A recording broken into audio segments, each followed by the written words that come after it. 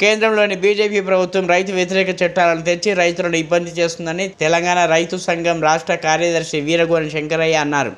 Warangal Shivanagar CPI కార్యాలయంలో ఏర్పాటు చేసిన విలేకరుల సమావేశంలో ఏఐకేఎస్ తెలంగాణ రాష్ట్ర రైతు సంఘం రాష్ట్ర కార్యదర్శి వేరుని శంకరయ్య, జిల్లా నాయకులు మధ్యరాజు, ఏపీ నెంబర్ చుచ్చుక్క శోభ, ప్రేమలత, తోటసారయ్య, రత్నాకర్ రెడ్డి తదితరులు పాల్గొన్నారు. వీరగోని శంకరయ్య మాట్లాడుతూ కేంద్రంలోని బీజేపీ ప్రభుత్వం రైతు వ్యతిరేక చట్టాలను తెచ్చి రైతులను ఇబ్బంది చేస్తుందని పేర్కొన్నారు.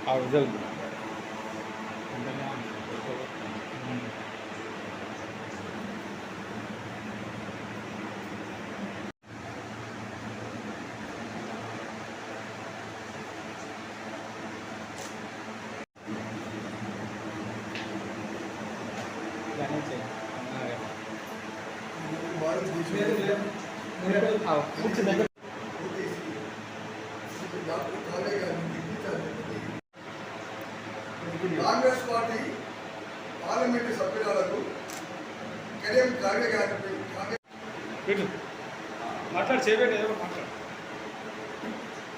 ఎన్నికల్లో శ్రీమతి కావ్య గారి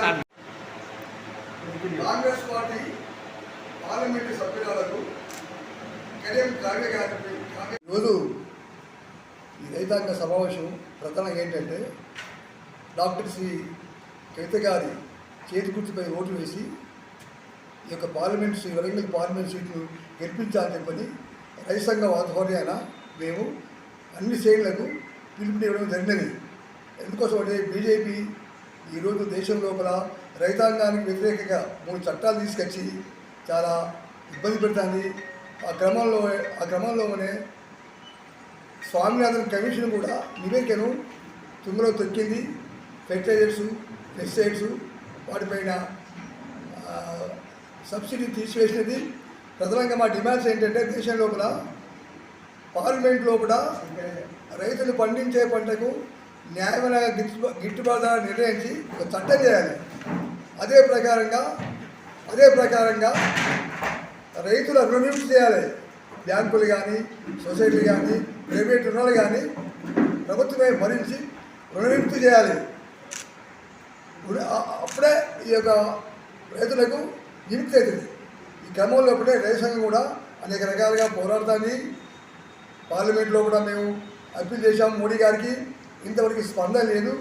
ఏదేమైనా కానీ రైతాంగం ఈ సమస్యల పరిష్కారం కోసం ముందుండి ఈరోజు రైతుల కోసం ఉంటామని చెప్పని మీ అందరికీ విజ్ఞప్తి చేస్తున్నాము.